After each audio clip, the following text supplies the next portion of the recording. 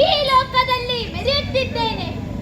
ಅಂದೊಂದು ದಿನ ನನ್ನ ತಂಗಿಯ ಮದುವೆಯ ಚಿಪ್ಪಣವನ್ನು ನನ್ನ ಸಾರಥ್ಯದಲ್ಲಿ ಕೊಂಡೊಯ್ಯುವಾಗ ಶರೀರವಾಣಿಯೊಂದು ಕೇಳಿಸಿತು. ಹಂಸ, ಸಂತೋಷ ಪಡಬೇಡ. ನಿನ್ನ ತಂಗಿಯ 8ನೇ ಮಗುವಿನಿಂದ ನಿನ್ನ ಮರಣವೆಂದು. ಆ ಕೂಡಲೇ ನನ್ನ ಕತ್ತಿಯನ್ನು ಹಿಡಿದು ಅವರನ್ನು ಕೊಲ್ಲಲು ಮುಂದಾದೆ. ಆದರೆ ಗಂಡ ಹೆಂಡತಿ ಇಬ್ಬರು ನನ್ನ ಕಾಲಿಗೆ ಬಿದ್ದು ಗೋಳಾಡಿದರು. ಹುಟ್ಟಿದ ಎಲ್ಲ ಮಕ್ಕಳನ್ನು ನನಗೆ ತಂದೊಪ್ಪಿಸುತ್ತಾರೆ ಎಂದು ಒಪ್ಪಿಕೊಂಡರು. ತಂದೊಪ್ಪಿಸಿದ ಒಂದೊಂದು ಮಕ್ಕಳನ್ನು ನಿರ್ದಯವಾಗಿ ಕೊಂದು ಕಳೆದೆ. ಆದರೆ ಆ 8ನೇ ಮಗು ನನ್ನನ್ನು ಕೈ ತಪ್ಪಿಸಿಕೊಂಡು ಹೋಯಿತಲ್ಲ, ಅದಕ್ಕಾಗಿ बोलो बोटा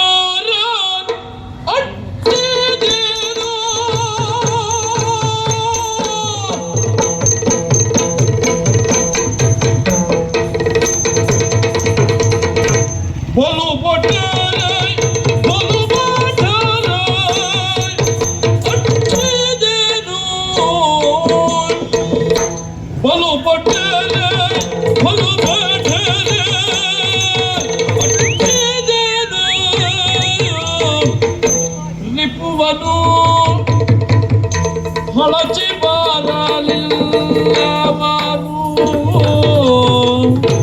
ರಿಪುವನು ಹೊಳಚಿ ಬಾರಲಿಲ್ಲವರು ನಂದನ ನಿಲಯದಲ್ಲಿ ಲೀಲಾ ವಿನೋದದಿ ಲೀಲಾ ವಿನೋದದಿ ಮೆರವನಂತೆ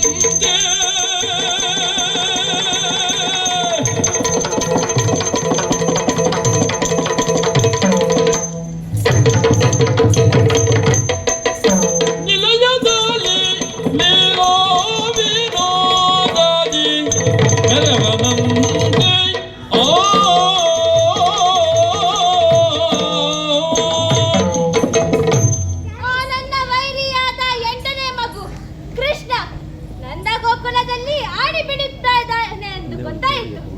ಅದಕ್ಕಾಗಿ ಆಗ ಪ್ರಲಂಬಕ ಧೇನುಕ ಎಂಬ ಮುದ್ದಾದ ಅಸುರನನ್ನು ಕಳಿಸಿ ಅವನನ್ನು ಕೊಲ್ಲಲು ನೋಡಿದೆ. ಆದರೆ ಅವರು ಹಿಂತಿರುಗಿ ಬರಲೇ ಇಲ್ಲ. ಇಂದು ನಾನು ಬಿಲ್ಲ ಹಬ್ಬವನ್ನು ಏರ್ಪಡಿಸಿ ಅದರ ಆಹ್ವಾನವನ್ನು ಅಕ್ರೂರನಲ್ಲಿ ಕೊಟ್ಟಿದ್ದೇನೆ. ಅದಕ್ಕೆ ಅವನು ಇಲ್ಲಿಗೆ ಬಂದಾಗ ಅವನನ್ನು ಕೊಂದು ಮುಗಿಸುತ್ತೇನೆ. ಇನ್ನು ಅವನ ಬರುವಿಕೆಗಾಗಿ ಕಾಯುತ್ತೇನೆ.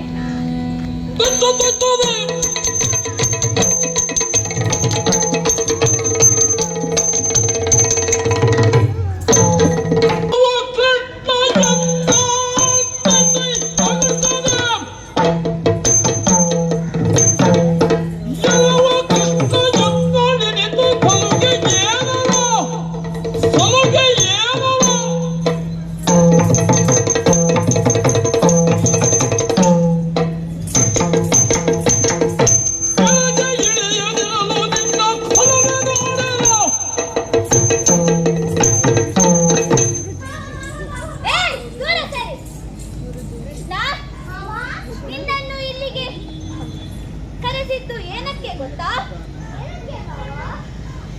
ಬಿಲ್ಲ ಹಬ್ಬಕ್ಕೆ ನಿನ್ನನ್ನು ಇಲ್ಲಿಯವರೆಗೆ ಬಿಟ್ಟದೇ ತಪ್ಪಾಯಿತು. ನಿನ್ನನ್ನು ಕೊಲ್ಲಲೆಂದು ಬಹಳಷ್ಟು ಅಸುರನ್ನ ಕಳಿಸಿದ್ದೆ. ಯಾಕೆ ಮಾವ ಅಳಿಯಲಲ್ಲವೇ